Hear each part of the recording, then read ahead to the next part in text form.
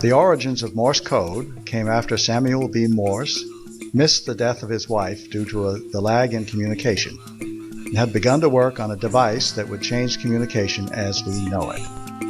In 1836, with the help of Alfred Vail and physicist Joseph Henry, his dream soon came to fruition. But for Morse, a problem soon emerged: what to broadcast on his new invention.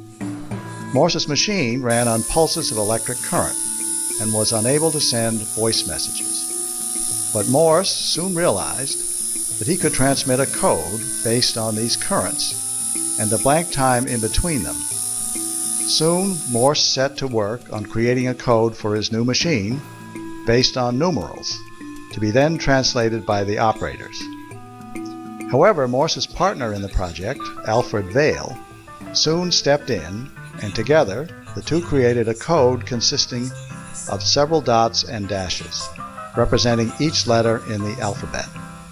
On May 24, 1844, Morse sent the first message in Morse code: "What hath God wrought?"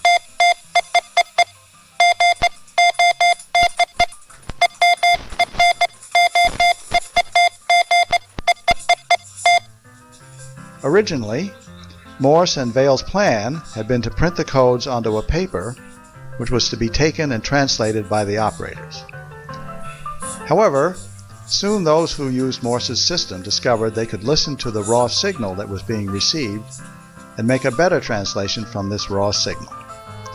This discovery eventually became a standard among telegraphs. Despite being limited to land, Morse's code and telegraph ended up playing an important role in history while still in its infant state, some of which included ending the Pony Express, helping the North win the Civil War, and allowing Nevada to enter the Union when its Constitution was sent to Washington by Morse code. By the 1890s, the telegraph had expanded with communication possible between continents with undersea cables, and soon, with the help of Mr. Marconi and his wonderful machine, wireless communication between ships and land, and eventually air, was soon possible. Unfortunately for Samuel Morse, it was not his code that was now circumnavigating the globe. It was International Morse code.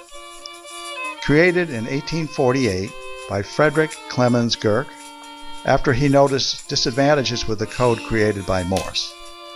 What Girk had done was simplify the code, in the process changing about half of Morse's original code.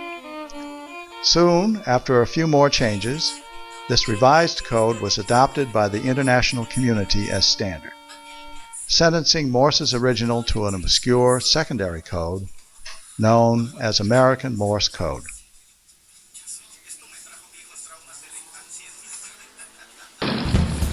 International Morse code, eventually in the 1930s, became required on all airplanes and had become a military necessity.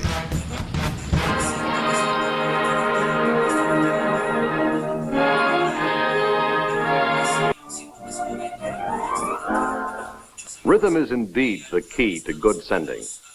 If your code is to mean anything to others in the radio net, then you've got to send rhythmically. However, by this point, Morse code was beginning to near the end of its life thanks to advancements in the telephone and radio.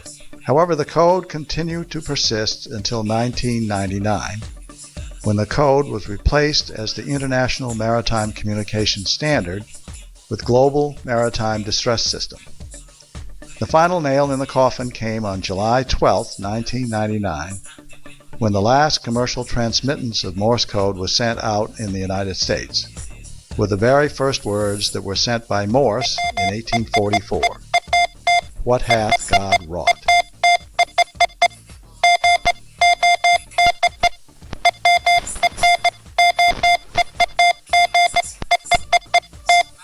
This triggered the downfall of Morse code in the world, and it was on July 14, 2013, that the very last telegraph in the world was sent out in India after becoming too costly. Today, Morse code has been replaced with text messages, cell phones, and social networking. Although it may be gone, it still lives on in its very replacements as well in several museums and institutions around the world.